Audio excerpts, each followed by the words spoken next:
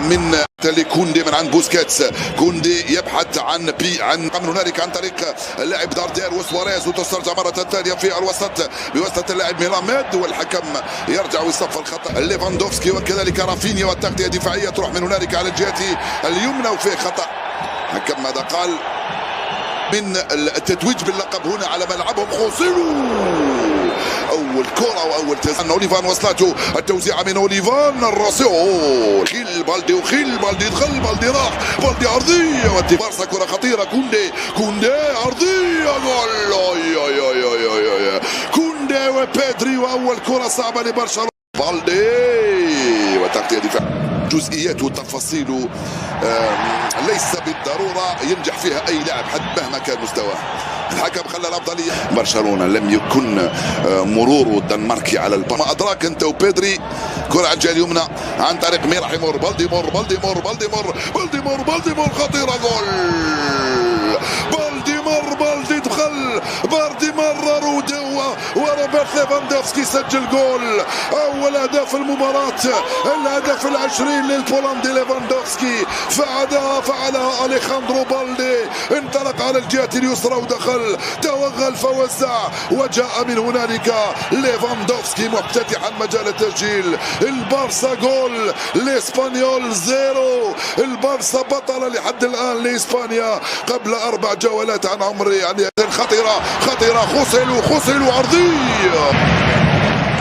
مونتيس مرة ثانية في العمق، البحث عن هاي صعبة رافينيا.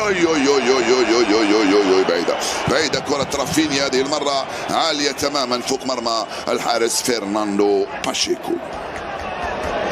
فريق برشلونة لإضافة أهداف أخرى. بيدري استلم، ليفا مع بيدري، مازال ليفا. كرة قصة ليفا، رائعة ليفا من هنالك على الجهة اليمنى بعيد. بيدري وصل، بيدري خطيرة، بيدري جول. بيدري بالدي، أول أهداف بالدي مع برشلونة في حياته. نعم، أول أهدافه في حياته في الدوري، هذا الذي لعب 41 مباراة.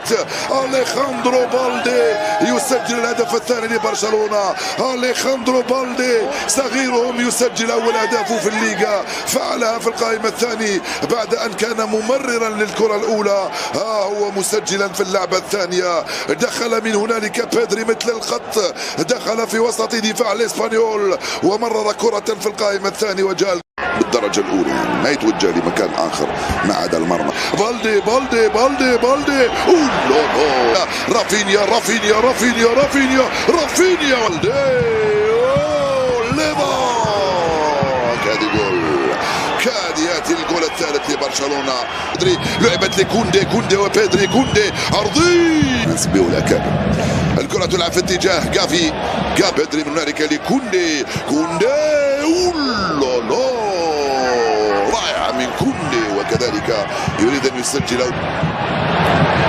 انطلاقة من لا بعيدة، وتبقى في عقد ورد بالراس عن طريق الراو. بالدي يرفع الكرة، بالدي الثالث الرأسية.